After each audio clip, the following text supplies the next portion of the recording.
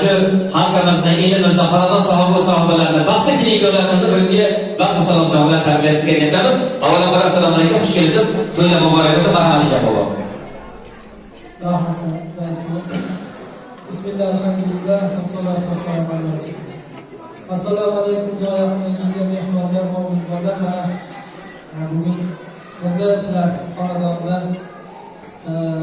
Alajavob qishlog'imizda yaxshi fazilatli oilalarda suhbatimizda Jahongir akamizni xonadonlarida bir yaxshi kunda turibmiz.